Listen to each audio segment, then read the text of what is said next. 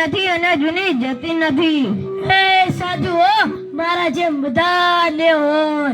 ગઈકાલે મેં મારી પત્નીને ફોન કર્યો કે મેં કીધું કે તને પિયર ગયા ને 10 દિવસ થયા છે, તું તો મને યાદ જ કરતી નથી. મારી પત્ની કહે એવું તે કઈ હોતું છે?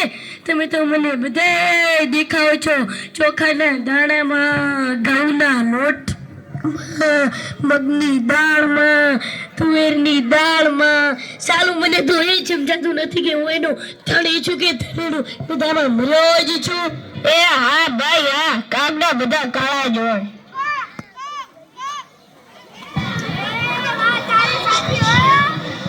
એક બીજી વાત કહું, હું મારે સાસરે ગયો.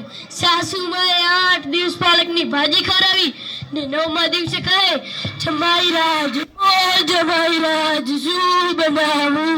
મેં કહી દીધું તમે મને તમારું ખેતર બતાવી દો, હું થજે જ ચરી લઈશ. તે તો ખરા કરી કર્યો. હમણાં હું મારી બધી સાથે શાક લેવા ગયો. એ મને કહે કે હું 1 કિલો વટાણા લઉં. મેં કીધું લઈને એમાંથી પૂછવાનું હોય, એમાં પૂછવું તો પડે ને. આ વટાણા ખોલવાના તો તમારે જ છે ને. લો કરો વાત. અરે બાયુની ક્યાં વાત કરો છો? આજકાલની પ્રજાને પણ જુઓ ને. મારા ટેણીયાના હાથમાં મોબાઈલ આવી જાય એટલે બસ પતી ગયું. આપણી સાથે વાત કરતા હોય અને કોઈનો ફોન આવે એટલે બસ હાલવા જ માંડે.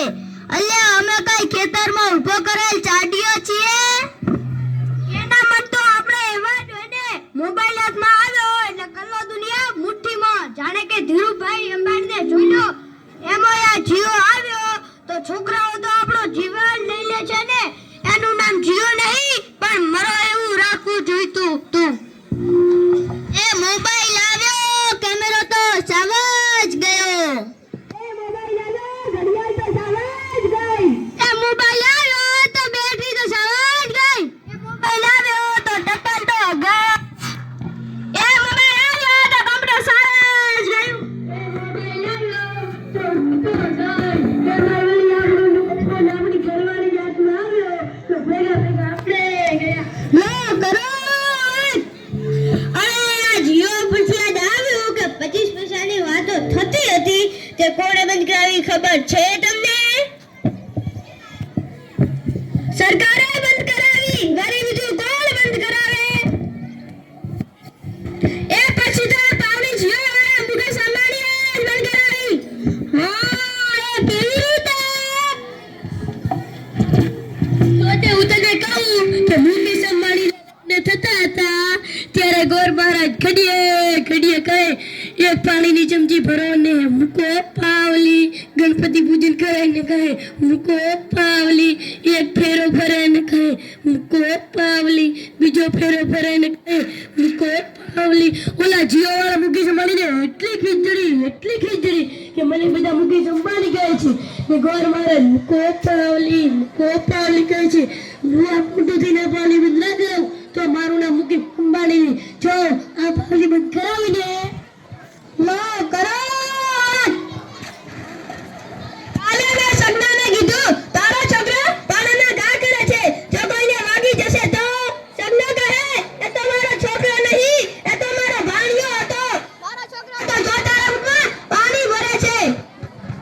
એ લાટા પાટા કરીને સ્કૂલે મોકલ્યો હોત અને ઘેર પાછો આવે એટલે પલ્લેલ કાગડા જેવો થઈ ગયો હોય. મારા ડાળિયાના સાહેબે પૂછ્યું કે 15 ફળના નામ પૂછ. મારો ડાળિયો કહે કે એક સફરજન અને બીજું ચીકુ અને ત્રીજું પપૈયું અને ચોથું 1 ડઝન કેળા. થઈ ગયા ને બંદા? લે કરો.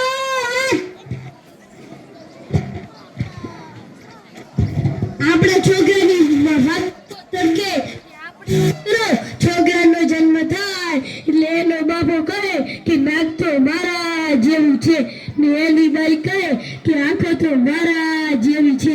એનો કાકો કહે કે પગ તો મારા જેવો છે.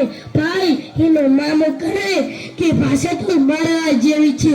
એ છોકરો મોટો થઈને ના કરવાનું કહે કે બધાય કહે હરામખોર કોના જેવો છે. અહીંયા વાટકા કેમ છે? એકદમ મોજમાં. એ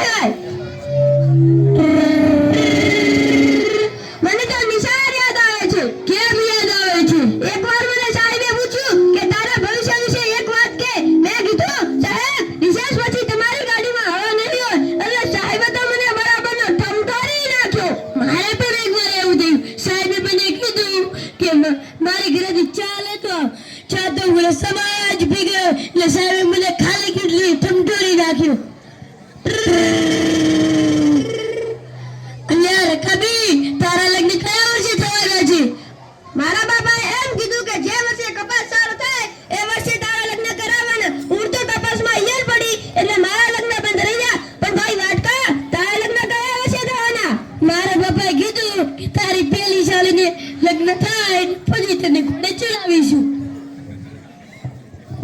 રામ રામ. રામ રામ. તમારા ગામમાં કોંગ્રેસનું જાદુ ચાલે છે કે ભાજપનું? અમારા ગામમાં તો ભાઈઓનું જાજુ